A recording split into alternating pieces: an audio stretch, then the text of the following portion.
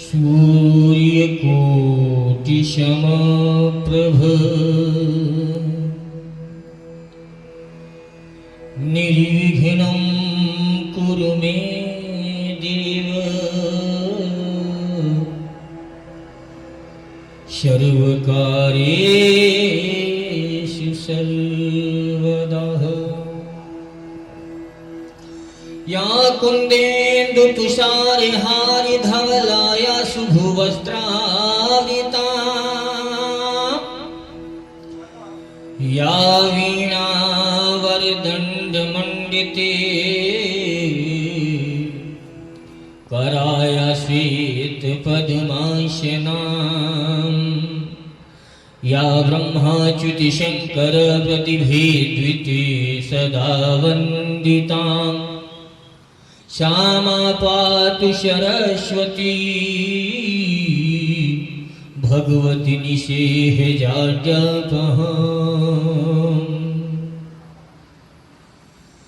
कर्पूरगौरमे करुणावतारमो संसारसारमो भुजगेन्द्रहारम् सदा वसन्तं हृदयारविन्दे भवं भवानी सहितं नमामि। ॐ जयन्ती मंगला काली भद्रकाली कपालिनी दुर्गा क्षमा शिवा धात्री स्वाहा स्वधा नमोस्तुते।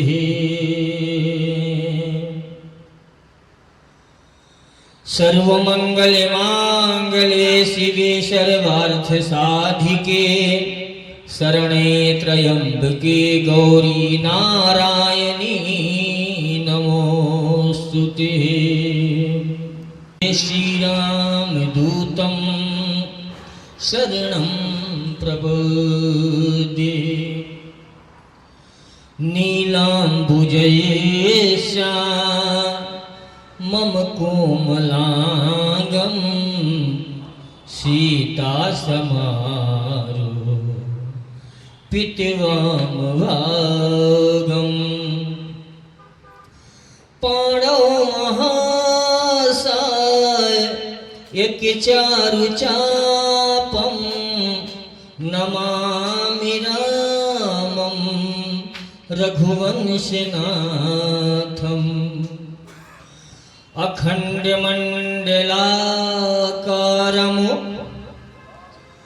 व्याप्तनेन चराचरम् तत्पदं दर्शितं येन तस्मै श्री गुरुवे नमः। तस्मै श्री गुरुवे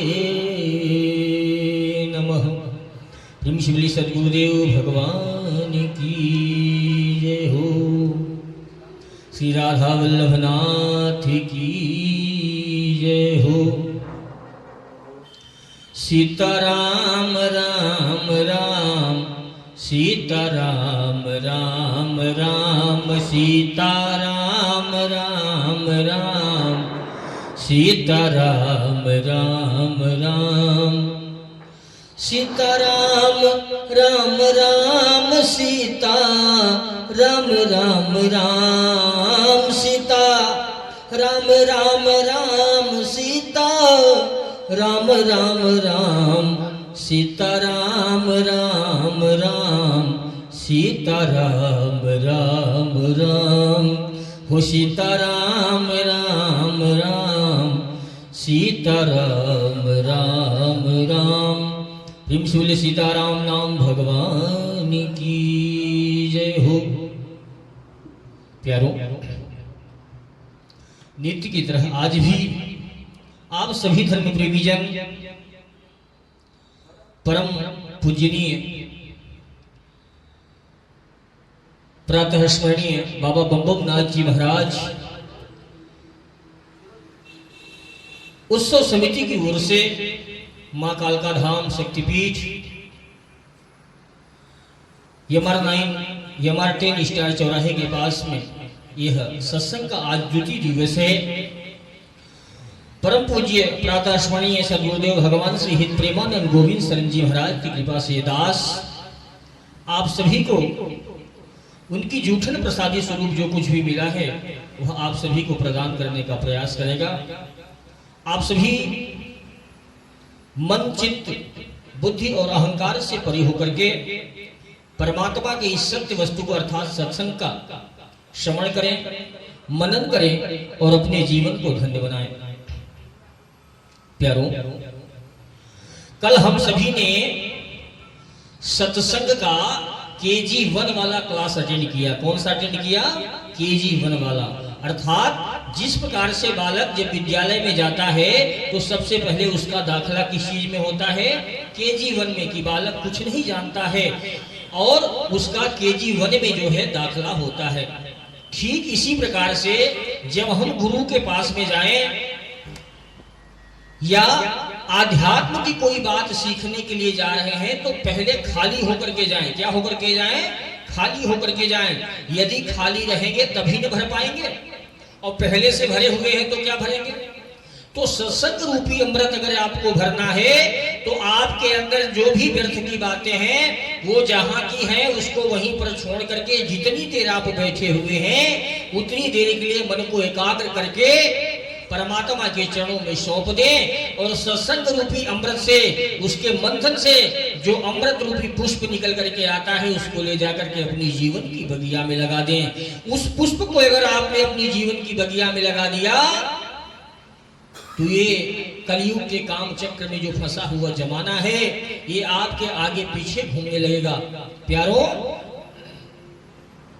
आपको किसी के आगे घिघियाना नहीं पड़ेगा। आपको अपनी किसी कामना की पूर्ति के लिए दरबदर भटकना नहीं पड़ेगा। क्यों? क्योंकि अब आप सत्य को जान चुके हो।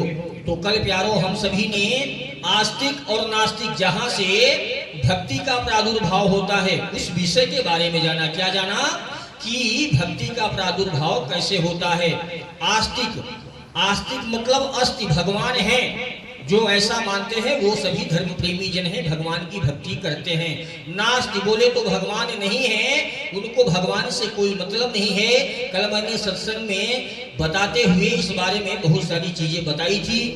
जो आज नए हैं उनसे निवेदन है कि जाकर के हमारे YouTube चैनल श्री सतीश दास जी महाराज या फेसबुक पेज पे श्री सतीश दास जी महाराज के नाम से वीडियो डली है, कल से ही क्लास अटेंड करें। क्योंकि जब प्रथम दिन से कोई किसी विषय को सुनता है तो उसको अच्छे से समझ सकता है।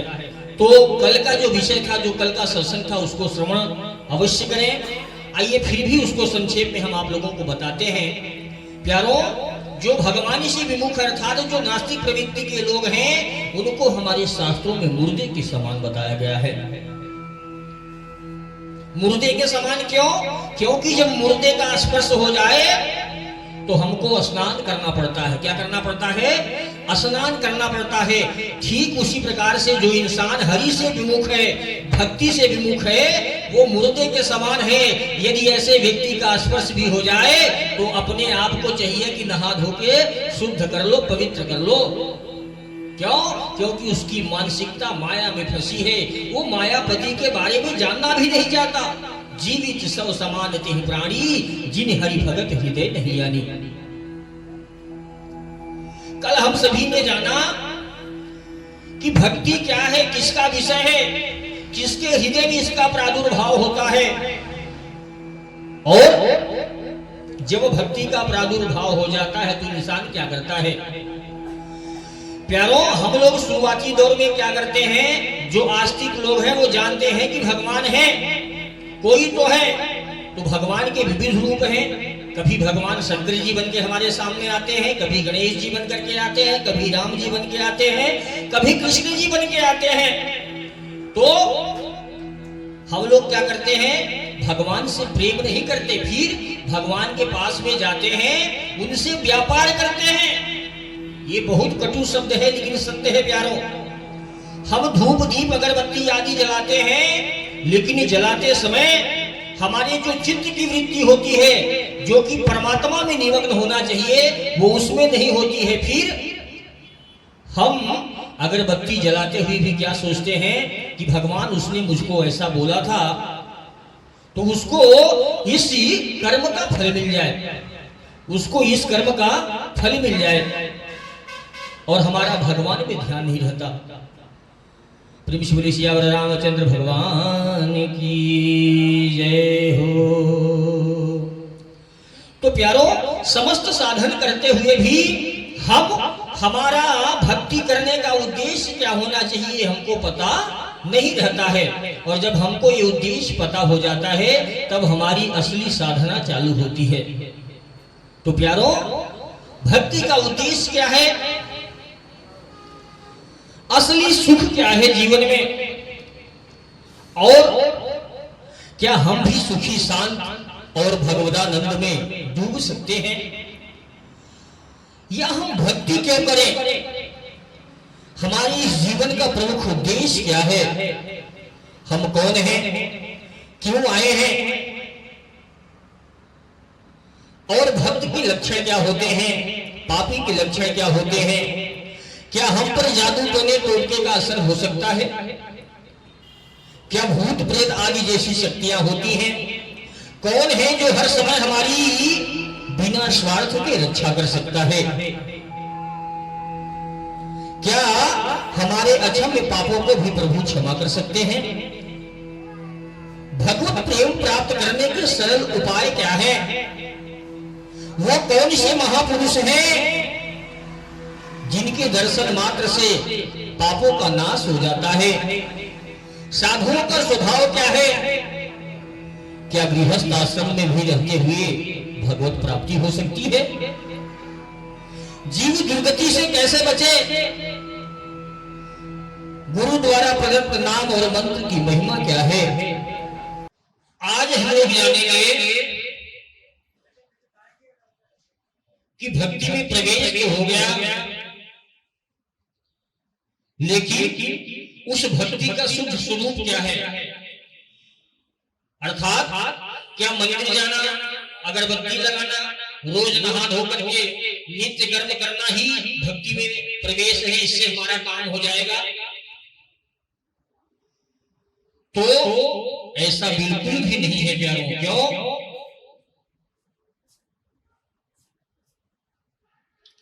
क्योंकि भक्ति में ऐसा बताया जाता है कि भक्त और भगवान दोनों एक दूसरे के पूरक हैं। क्या है? भक्त और भगवान दोनों एक दूसरे के पूरक हैं। यदि वो भगवान विशंभर है, विश्व का भरण पोषण करने वाला है, तो उस भगवान की हमसे कोई कामना होनी ही नहीं चाहिए। यदि वो ही सब विश्व का भरण पोषण कर रहे हैं, तो हमसे वो किसी प्रकार की कामना क्यों करेंगे? और यदि करते हैं तो मतलब वो भगवान नहीं है। प्यारों, इस चीज का शुद्ध विवेक हमको तभी होगा जब जीवन में किसी सद्गुरु द्वारा हमको सत्संग प्राप्त होगा। भगवान की पूजा करना, उपासना करना, मंदिर जाना, धूप बत्ती जलाना, ये भक्ति का एक अंग है। क्या है? अंग है। लेकिन इसमें जब तक प्रेम प्रधान नहीं है, ये बेकार है। क्या है? बेकार है। क्यों? क्योंकि भगवान के साथ व्यापार नहीं किया जाता प्यारों। भगवान को तो आपका समर्पण चाहिए, शुद्ध प्रेम चाहिए, और वो शुद्ध प्रेम बिना विवेक के संभव नहीं है। और वो विवेक हमको सत्संग के माध्यम से प्राप्त होगा। तो प्यारों, वही सत्संग यहाँ पे जो कि आज हम सभी दूसरे दिवस में प्रवेश कर गए हैं, वो प्रारंभ होने जा रहा है। सत्संग एक ऐसा माध्यम है जो कि सत्य वस्तु का बोध करा करके हमको भगवदानंद में निमग्न कर देता है। तो भैया आइए हम सभी आज से सत्संग की एक बार फिर से महिमा को श्रवण करते हुए उन विषयों पे ध्यान देंगे जो कि भगवान और भक्त के बीच में बाधक नहीं है, अर्थात भगवान और भक्त के बीच में डायरेक्ट संबंध बनाने वाले हैं, हमारे जीवन के परम उद्देश्य को बताने वाले हैं। प्यारो, सत्संग के बारे में कहते हैं, तात स्वर्ग अपवरे सुख धैर्य तुलाए के अंगे, तूलने ताहि सकल मिले, जो सुख लग सत्संगे। भैया, सुंदरकांड में एक चौपाई आती है, जब हनुमान जी महाराज लंकिनी नाम की एक राक्षसी थी, क्या थी? राक्षसी थी। हनुमान जी महाराज जब लंका में प्रवेश करने लगे तो उन्होंने सोचा कि जब तक जरूरत नहीं है तब तक अपने बल का प्रयोग क्यों करें। हनुमान जी महाराज से बड़ा कोई ज्ञानी नहीं है, ज्ञानी का नाम नगण्यम। हनुमान जी महाराज कौन है? सभी ज्ञानियों में श्रेष्ठ हैं।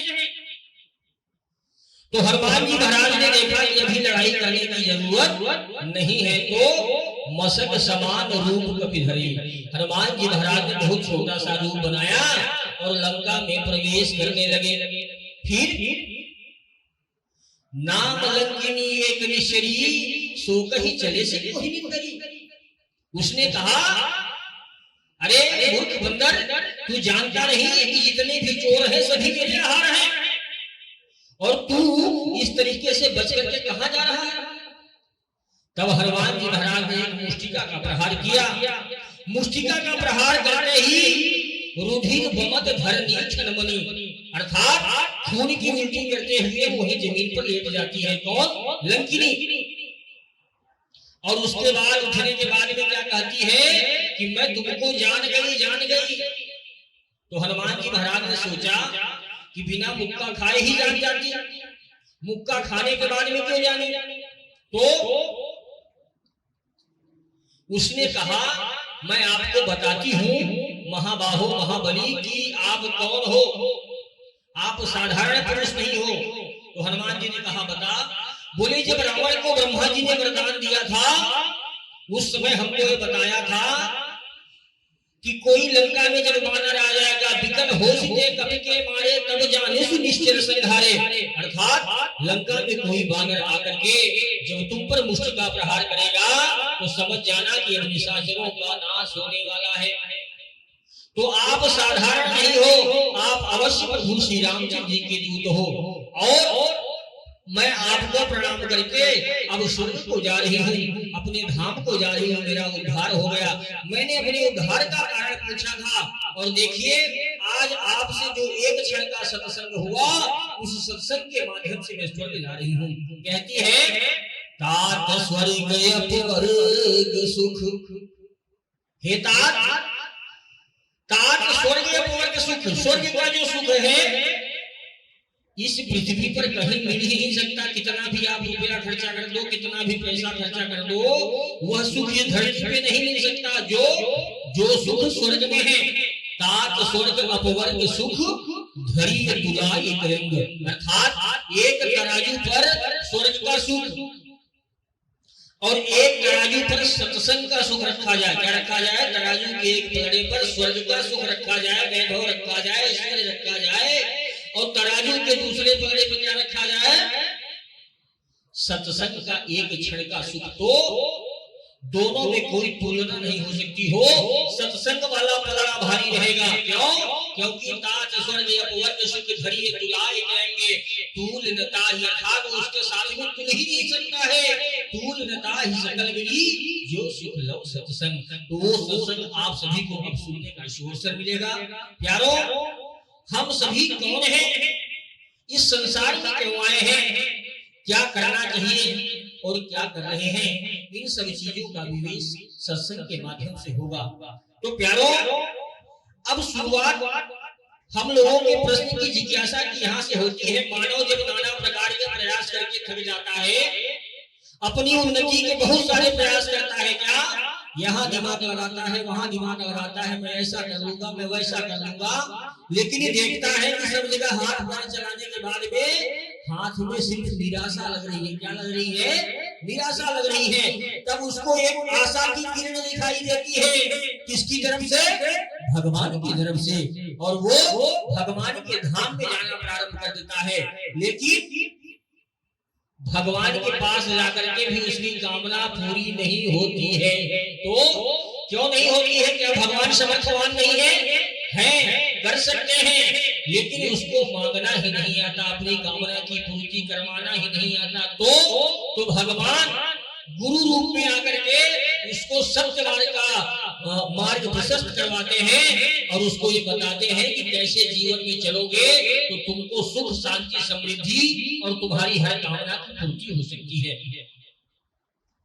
प्यारों, हम लोग क्या करते हैं? गुरु को इंसान समझ लेते हैं। क्या समझ लेते हैं? गुरु को इंसान समझ लेते हैं। नहीं प्यारों, ये हमारी सबसे बड़ी भूल है। गुरु इंसान नहीं होता। फिर कृपा सिंधु नर रूप हरि, अर्थात हरि मतलब भगवान, वही कृपा करके नर रूप में आए हैं। किस रूप में आए हैं? नर रूप में। तो ऐसे गुरुदेव भगवान के चरणों में प्रणाम करते हुए आइए हम सभी दिव्य ज्ञान की ओर बढ़ते हैं। अपने पिछले सदगुरुदेव भगवान की जय। आइए, तो प्यारों, हम आपको बता रहे थे कि जब जीवन में सद्गुरु भगवान की कृपा से मिल जाता है तो हमको वो बोध कराता है कि हम कौन हैं। जब किसी इंसान के मन में इच्छा जागृत हुई खुद को जानने की, अर्थात जब वो भक्ति करता है तो उसके मन में भगवान की कृपा से इच्छा जागृत होती है कि मैं कौन हूं, इस संसार में क्यों आया। भाई, आपके जन्म से पहले आप कौन थे? आप जानते हो क्या? नहीं जानते हो। मृत्यु के बाद में आपका कोई अस्तित्व नहीं रहेगा, कोई वजूद नहीं रहेगा, इस बात को भी जानते हो? हाँ, जानते हैं। तो ये बीच में जो दिख रहा है, ये दिख रहे हैं, वो दिख रहे हैं, वो दिख रहा है, ये सब क्या है? महाराज जी बैठ के यहाँ कथा कर रहे हैं, सोता बैठ के वहां कथा सुन रहे हैं, ये सब है क्या? ये है श्रीयम भगवतो माया, यही भगवान की माया है। अच्छा, ये भगवान की माया है महाराज, वो कैसे? प्यारो, माँ का मतलब होता है जो, माँ का मतलब जो, और या का मतलब होता है नहीं, अर्थात जो नहीं है वही भगवान की माया है। अब हमारे मन में प्रश्न आ सकता है कि महाराज जी क्या नहीं है? सब कुछ तो दिख रहा है। वो भैया दिख रहे हैं, मंदिर दिख रहा है, मूर्तियां दिख रही है, रोड दिख रहा है, गली दिख रहा है, चौराहा दिख रहा है, सब कुछ तो है। हाँ, दिख रहा है, लेकिन सब स्वाप्निक है। क्या है? जिस प्रकार से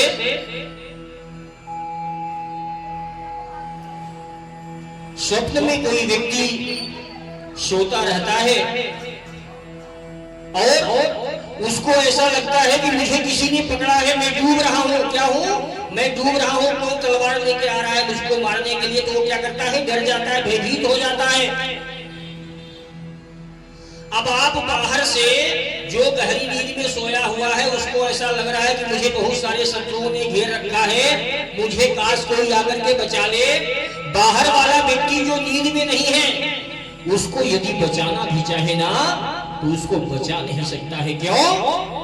क्योंकि वो नींद में है, वो सुषुप्त अवस्था में है, आप जागृत अवस्था में हैं। इसी प्रकार से संसार क्या है? एक स्वप्न की तरह है। प्यारो, बस फर्क इतना सा है कि हम इस शरीर के साथ में जो जीवात्मा माया के अधीन है, पंचभूतों से बना हुआ है, इसमें संलिप्त होने के कारण हमको ऐसा लगता है कि ये सब सत्य है। यदि ये सत्य होता तो ये अविनाशी होता, इसका विनाश नहीं होता। यदि सत्य होता तो आज भी रहता, कल भी रहता, परसों भी रहता, अर्थात भूत में भी रहता, भविष्य में भी रहता, वर्तमान में भी रहता। ये न भूत में था, अर्थात ये पहले नहीं था, न भविष्य में रहेगा। भविष्य में रहेगा क्या? नहीं रहेगा। ये वर्तमान में सिद्ध दिख रहा है, यही स्वप्न है, यही भ्रम है। ये क्या है? ये भ्रम है, इसकी कोई सत्ता नहीं है। प्यारो, जिम जग जाने जागई जोगी, परमारथी प्रपंच वियोगी। तो महाराज कोई तो होगा जो जग रहा होगा। हाँ, कौन? जोगी, अर्थात योगी।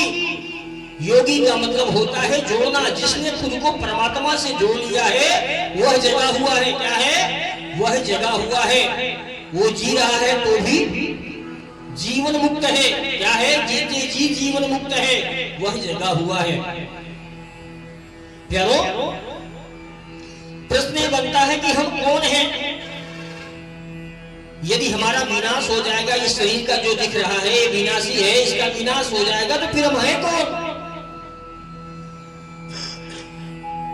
और कोई तो होगा जिसने हमारा सृजन किया, हमको इस संसार में भेजा। और यदि वो है तो उसको हमें बनाने का मकसद क्या है? उसने हमें क्यों बनाया? भाई, कोई भी चीज है, कोई आविष्कार है, मान लीजिए ये माला है या ये कैमरा है, जो कुछ भी है, तो इसको बनाने वाला भी है कि नहीं बनाने वाला? ऐसे ही हम लोग हैं तो हमको बनाने वाला भी तो कोई होगा। जो है उसी को हम क्या कहते हैं? भगवान कहते हैं, ईश्वर कहते हैं, परमपिता परमात्मा कहते हैं।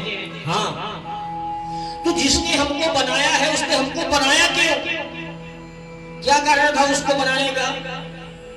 सभी लोग संसार में आ गए, कोई इससे परेशान है, कोई उससे परेशान है। इस संसार में सभी दुखी है प्यारो, सिर्फ एक सुखी है। कौन? जो सत्य को जान गया है, सत्य को पहचान गया है। सुखी नींद जल पाई गाधा, जिमि हरि शरण एको बाधा। जिस प्रकार से जब बारिश में मछलियां पहुंच जाए, मछली का जीवन क्या है? पानी है, पानी। अथाह जल को जब पाती है तो मछलियां क्या होती है? प्रसन्न हो जाती है। उसी प्रकार से इस संसार में सुखी होने का, चिंता मुक्त होने का, तनाव मुक्त होने का सिर्फ एक मार्ग है प्यारो। क्या है? भगवान की शरणागति, भगवान की शरण। जब भगवान श्रीमन नारायण इस संसार में अपनी सर्वश्रेष्ठ रचना अर्थात हम मनुष्यों को बना करके सब कुछ दे रहे थे, तो बड़ी ही चतुराई से उन्होंने एक वस्तु को अपने अंगूठे के नीचे दबा लिया। क्या किया? अपने अंगूठे के नीचे दबा लिया। मैया लक्ष्मी देख रही थी। उन्होंने पूछा, बोले प्रभु, आपने बहुत सारी चीजों का आविष्कार बनाया, मानवों को दे दिया, लेकिन ये ऐसी छोटी सी कौन सी चीज है जिसको आप हमसे भी छिपा रहे हो और अपनी सर्वश्रेष्ठ रचना अर्थात जो सबसे प्रिय है आपको, कौन? मनुष्य, उनको देना नहीं चाहते हो, उनसे छिपा के रखते हो।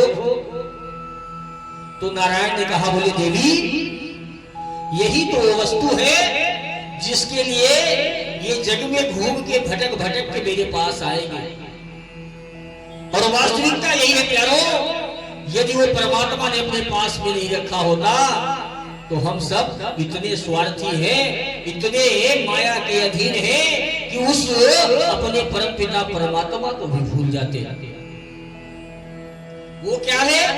वो है शांति। क्या है? शांति, शांति, शांति। लोगों के पास मैंने माना पैसा है, बहुत सारी चीजें हैं, लेकिन साहब बहुत सारे ऐसे लोग हैं जिनको रात में बिना टिकिया खाए नींद नहीं आती है। उनके पास वो साधन तो है, मखमल के गट्टे तो हैं, अच्छे अच्छे रसना को तृप्त करने वाले भोग पदार्थ हैं, गुलाब जामुन है, रसगुल्ले हैं, लेकिन शुगर का लेवल इतना बढ़ा हुआ है साहब कि वो खा नहीं सकते हैं। क्यों? क्योंकि गलत तरीके से कमाया गया धन परिणाम में क्या देता है? रोग, शोक, चिंता, तनाव। और व्यक्ति को ज्ञान नहीं है तो वो क्या करता है? वो सिर्फ उधर भरना ही, वो अपने आप का पेट भरने के लिए, क्या करने के लिए? अपने आप का पेट भरने के लिए, अपने बाल बच्चों को, अपने परिवार को सुखी करने के लिए नाना प्रकार के पापाचरण करता है। वो दूसरे मनुष्य को, जो कि वो भी तुम्हारे जैसा ही है, उसको ठगने में, उसका शोषण करने में, यहाँ तक कि लोग दूसरे की हत्या भी कर देते हैं। आप देखते हैं क्यों? क्योंकि वो अपने परिवार को सुखी करना चाहते हैं। भैया, किसी को दुख दे करके आप सुखी हो सकते हो क्या? संभव नहीं है। आप इस खेत में यदि धान का बीज बोएंगे, गेहूं का बीज रोपेंगे, तो जो बोएंगे वही नहीं काटना पड़ेगा आपको। आप जो बोएंगे वही काटना पड़ेगा। आप दूसरे की शिकायत करो, आप दूसरे को नीचा दिखाने की कोशिश करो, तो भगवान कैसे आपको ऊपर उठा देगा? हो, आपका कल्याण सिर्फ आप ही कर सकते हो, दूसरा कोई नहीं कर सकता। और वो आपके कर्म है। कर्म बोया पेड़ बबूल का, तो आम कहां से खाए। हमारी चेष्टा है, हम दिन भर क्या करते हैं कि बस कैसे उसको नीचे गिराया जाए, हम सुखी हो जाएं, इन प्रकार हमारी सब कामनाएं पूरी हो जाएं। हम सारा बल जो कि हमको भगवान का भजन करने के लिए मिला था, इस जन्म को सुधारने के लिए मिला था, सारा बल कहाँ लगा देते हैं? दूसरे को नीचा दिखाने में, अपने आप को सुखी करने में। लेकिन उसका परिणाम क्या होता है साहब? चिड़िया चुग गई खेत, हाथ कुछ नहीं आता है। क्यों? क्योंकि होता वही है जो मेरे राम जी चाहते हैं। सकल न चावत राम गोसाई, बधे केस मर कटकी नाई। यदि आपने सोचा कोई भक्त है, मान लीजिए थोड़ी देर के लिए कोई भक्त है, आपने सोचा कि ये ठीक नहीं है, इसको मैं रास्ते से हटा देता हूँ, ये कर देता हूँ, वो कर देता हूँ, कोई भी व्यक्ति हो, उस व्यक्ति का यदि पुण्य प्रबल है, तो क्या आपके चाहने से वो हट जाएगा? नहीं हट पाएगा। आपके चाहने से आप उसको तकलीफ दिलोगे? नहीं दे पाओगे, क्योंकि आपके चाहने से कुछ होना ही नहीं। होता वही है जो मेरे राम जी चाहते हैं। भगवान शंकर ने सती मैया को 3 बार समझाया। कितनी बार समझाया? 3 बार, कि राम नर नहीं नारायण है देवी। लेकिन मैया नहीं समझी हो। तब शंकर भगवान ने खुद को समझा लिया। क्या? अरे होई है सोई जो राम रचि राखा, होई है सोई जो राम रचि राखा, अको करी तर्क वही शाखा। तो प्यारो, हमने बहुत प्रयास कर लिया, और हकीकत यही है कि तुम जब हाथ पैर मार के थक जाते हो, तब तुम भगवान के ऊपर छोड़ते हो कि भगवान अब देख लेना। तो भैया, जब तुमको मालूम है तुमसे कुछ नहीं होने वाला है, तो पहले ही भगवान के भरोसे क्यों नहीं छोड़ देते? गुरु के भरोसे क्यों नहीं छोड़ जाते? तुम्हारे बस में ये नहीं है कि तुम अपनी एक श्वास खरीद लो। तुम्हारा बाल अगर टूट कर गिर रहा है तो तुम उसको जोड़ नहीं सकते हो। तुम्हारे बस में कुछ भी नहीं है, तुम शिकार हो माया के। तो तुम जानो कि इस दुनिया का सत्य क्या है, सच्चाई कौन है, मैं कौन हूँ, मैं क्यों आया हूँ, मुझे क्या करना था और मैं क्या कर रहा हूँ। हम किसी की निंदा स्तुति करने के लिए नहीं बने हैं प्यारो, हम अपना काम बनाने के लिए संसार में आए हैं। बहुत बढ़िया मौका है, चुपचाप सत्संग रूपी ट्रेन में बैठो और निकल चलो जहां जाना है अपने को। दोबारा यहाँ नहीं आना है। और आओगे तो इस बात की गारंटी नहीं है कि मनुष्य बन के आओगे। कोई कितना भी पैसे वाला हो, रसूख वाला हो, वो इस बात की गारंटी नहीं दे सकता कि मैं दोबारा वापस आऊंगा तो मनुष्य बनकर के ही आऊंगा। प्यारो, 3 प्रकार के कर्म होते हैं। यदि आपने ज्यादा पुण्य किया है तो आपको क्या मिलेगा? देवलोक मिलेगा। क्या लोक मिलेगा? देवलोक में जाएंगे, अपने पुण्य के हिसाब से सुख भोगेंगे। सुख भोग करके जितने दिन का पुण्य रहेगा वापस यहाँ पर आ जाएंगे। पाप ज्यादा किए हैं तो आपको नरकलोक में जाना पड़ेगा। और पाप और पुण्य यदि दोनों समान हैं, पाप और पुण्य यदि दोनों समान है तो आपको मानव शरीर मिलता है। आपको फिर एक मौका मिल जाता है कि जाकर के आप किसी भी प्रकार से एक बार फिर से अपने जन्म को साकार करो। तो प्यारो, हम कौन हैं? हम इस संसार में क्यों आए हैं? हमारे जीवन का परम लक्ष्य क्या है? भक्ति का सही मार्ग क्या है? ऐसा कौन सा साधन है जिससे हम सदा सर्वदा सुखी हो सकते हैं, संपन्न हो सकते हैं, ना हमको किसी की चिंता रहे, ना किसी बात की शंका रहे। ऐसा कोई तो साथी हो जो बिना किसी स्वार्थ से हमसे प्रेम करे।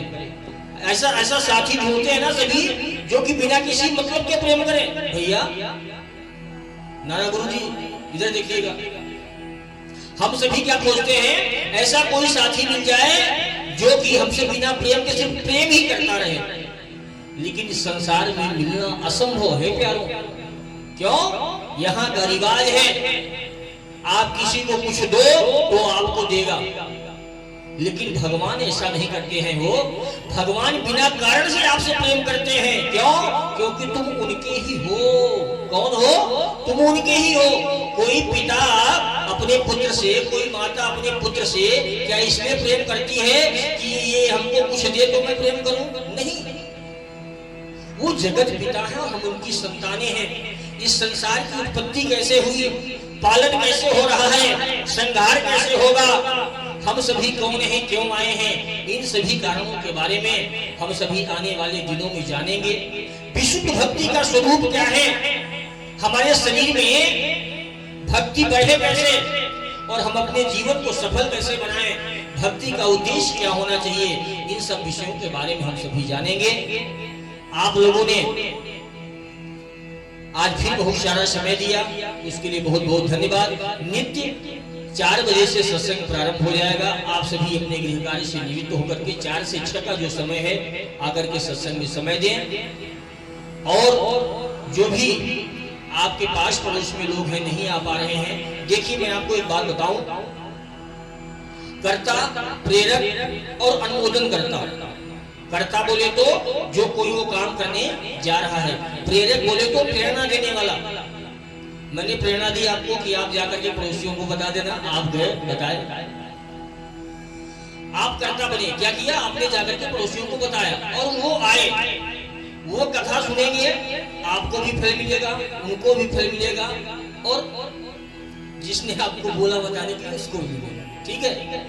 इसी प्रकार से यदि कोई व्यक्ति जा रहा है, किसी को लठ लेके मारने के लिए, दंड देने के लिए जा रहा है, आपने पूछा, बोले भैया कहाँ जा रहे हो? बोले बहुत परेशान कर रहा है, आज उसको ठीक कर लूंगा मैं।